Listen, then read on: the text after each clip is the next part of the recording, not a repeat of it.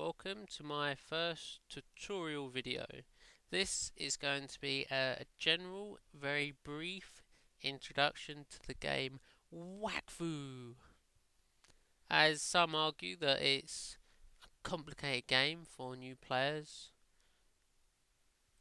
I will be making many other videos and covering the other aspects of the game, each with their own individual video, because otherwise this video will end up about 2 hours long. For example, the combat system. I can't adequately explain the combat system in like 2 minutes. It's like, oh, it's turn-based, there you go. It's like, no, there's a lot more to it than that. So as I said, this is going to be a nice, brief, general tutorial for new players.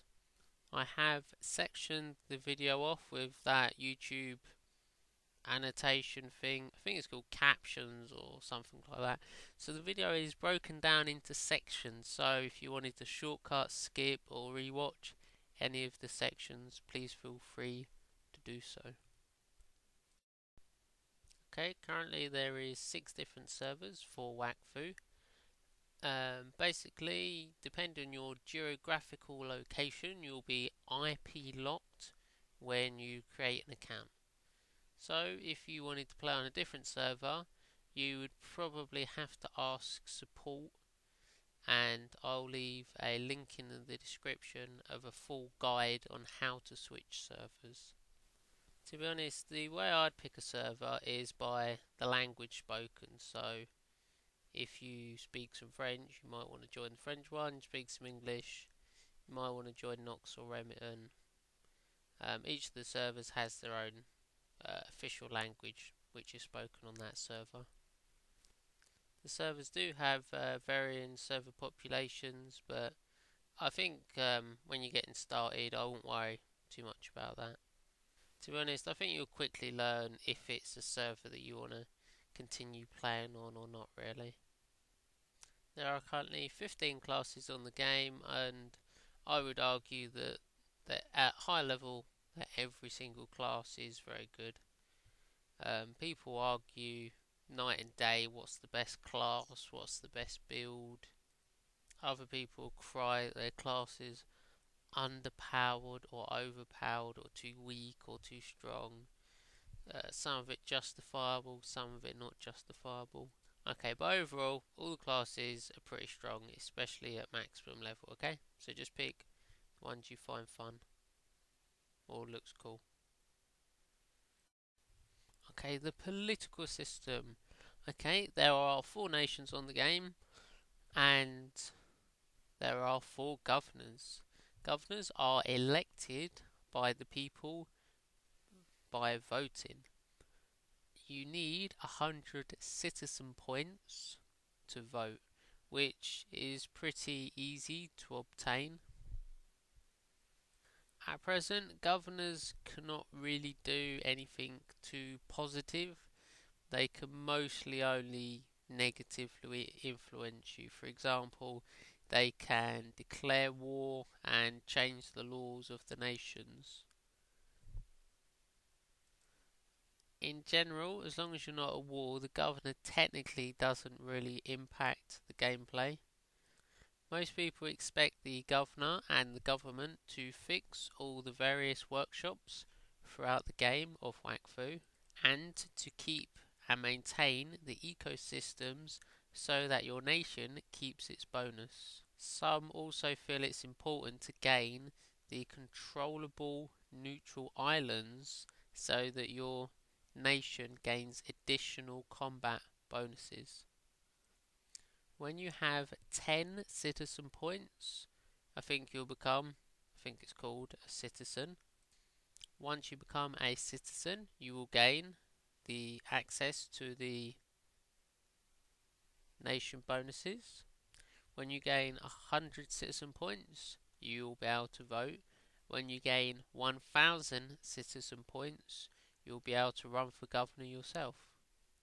Governors are elected for a period of 2 weeks.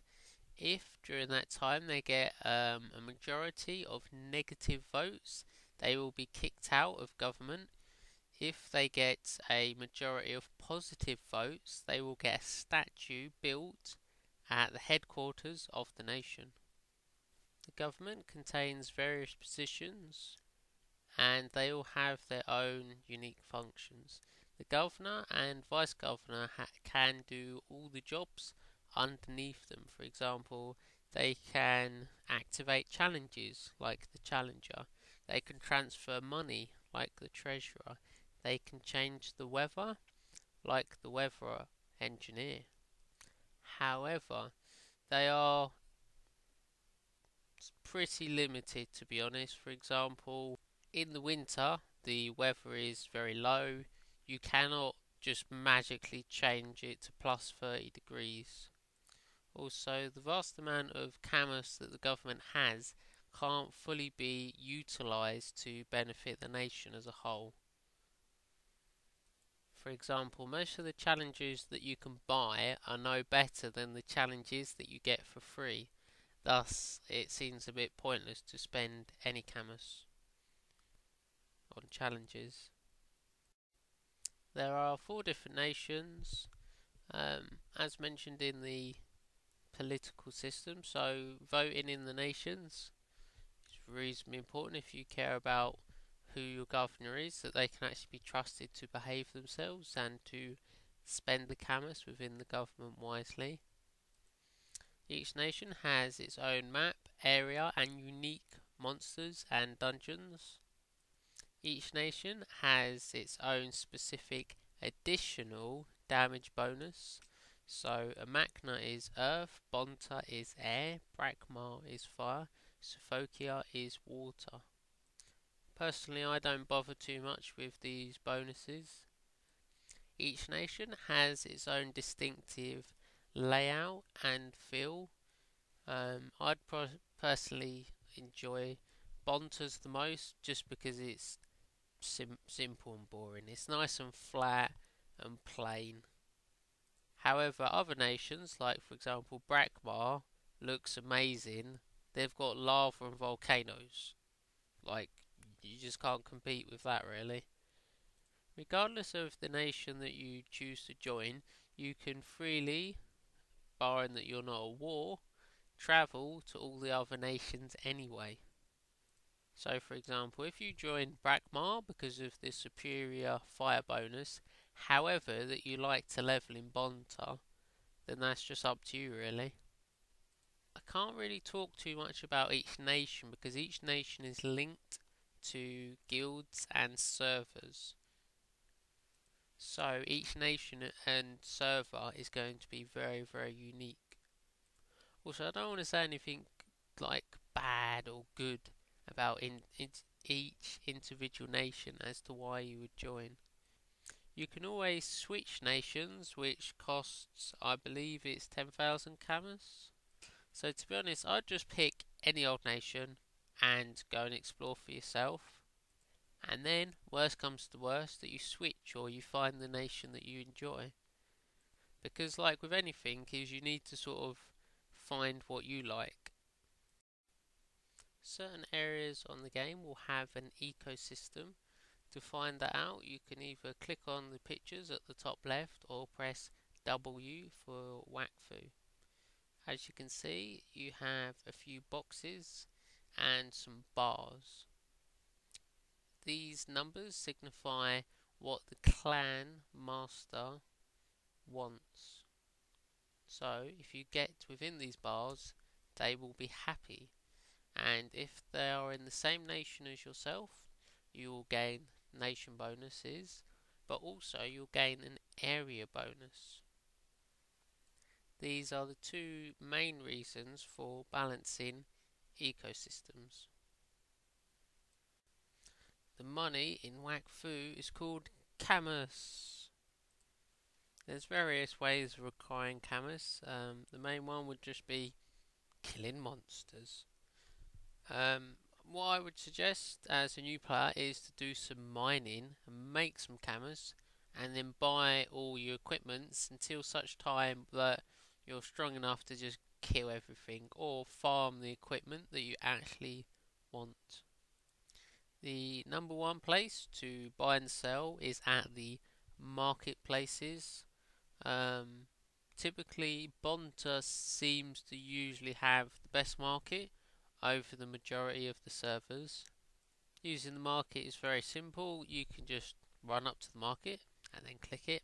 And then if you have something specific in mind, you type in the search box.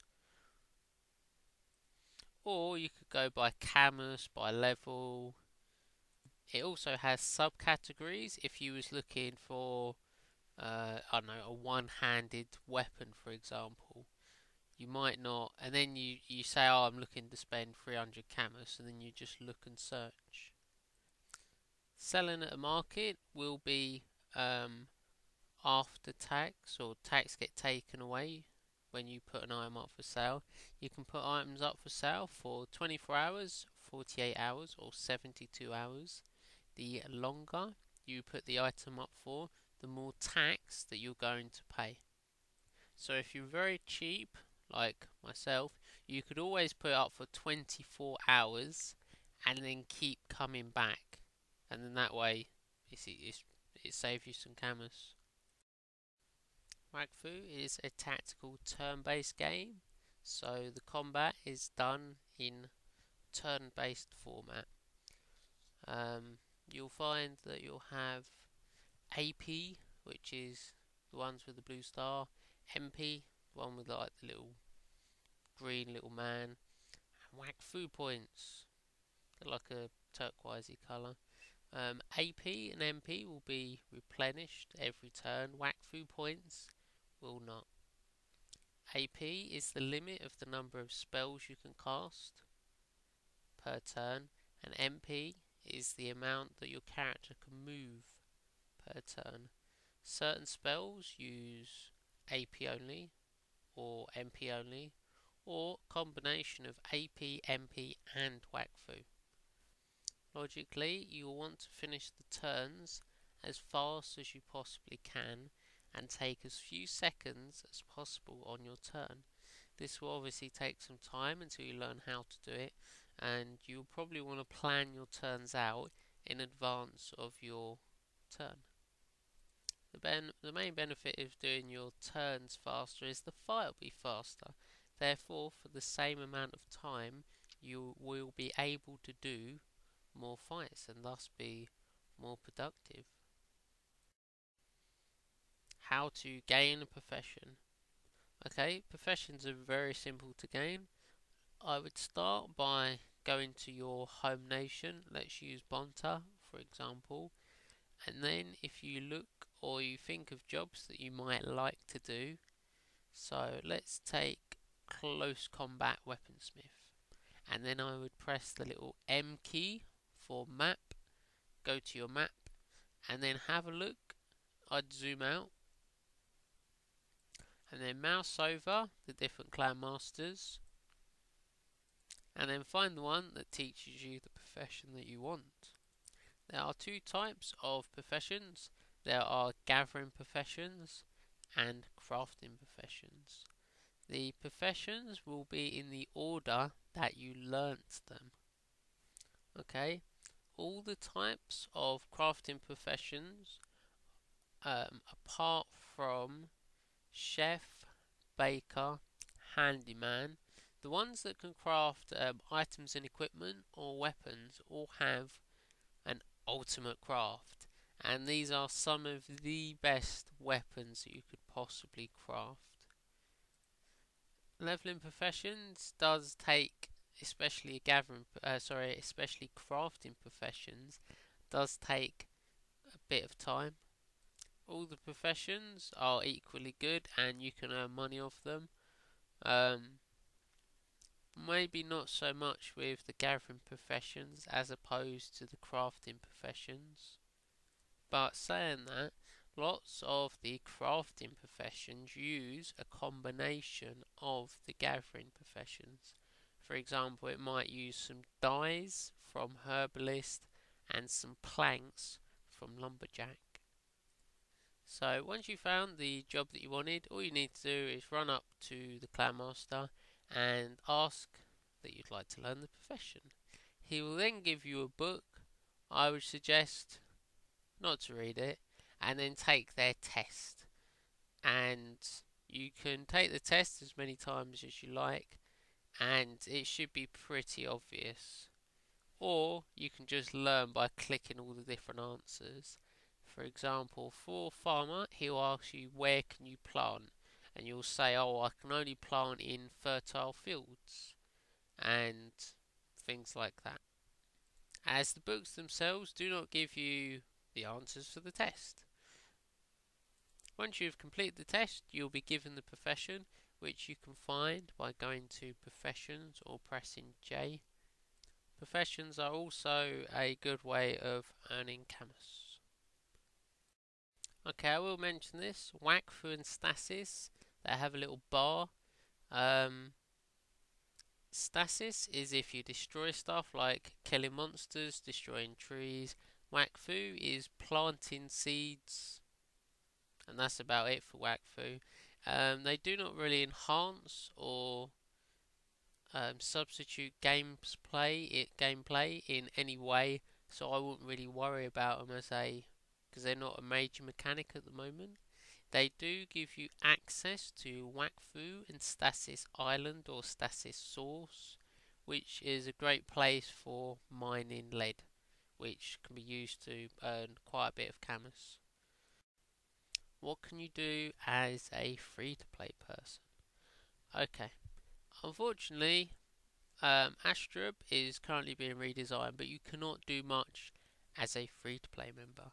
The main thing that you can do is to go to Mount Zenith. These are a series of quests, and some people tell me it's lots of fun. Personally, I'm not a big fan of that, but then I personally do not like quests. I would strongly suggest subscribing to the game for 1 week or a month and seeing for yourself, and I don't want to hear any silly complaints about the payment model. It's such a little amount of money, there's really nothing to complain about. And how can you expect to fully experience a game if you're not willing to give them a few pennies? I can tell you many other games that I spent a lot more money just to try it out, and those games sucked. Like this game I've been playing for like 2 years, so it's not all bad. There's various other websites which you can use to help yourself. Number one, the Wakfu Wiki. It might not be super up to date, but it does have some useful information. And I know, for example, some of the sections I wrote myself are still reasonably up to date. For example, about the ecosystem, for example. Wakfu Elements. This is one of my favourite websites. It's pretty amazing. You'll find all the latest items and equipment on there.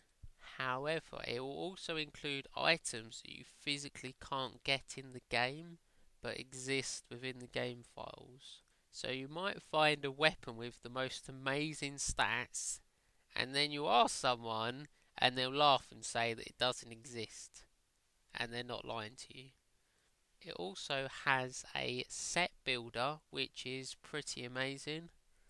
It also has a search feature on the marketplace as well. In case you were too lazy to check all the markets, you could just search on that.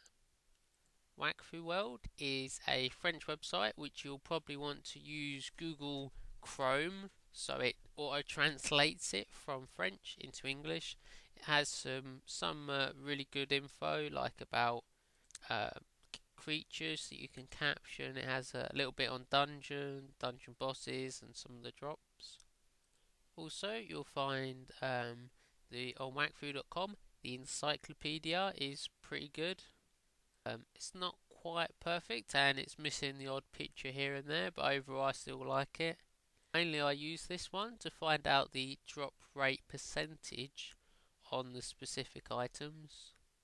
Now, if there's any information missing or you can't find it anywhere, I would strongly suggest just ask on the Wakfu forums, and you'll be surprised if no one manages to answer your question. Okay, so short version, what you should have done by now. So you should have created an account on the server that you wanted, created a class. You should have learnt how to do a little bit of combat, learnt about the ecosystem, how to make money and where to get money. You should have learnt about voting, about nations, about the other websites that you can go to, and about the free-to-play area.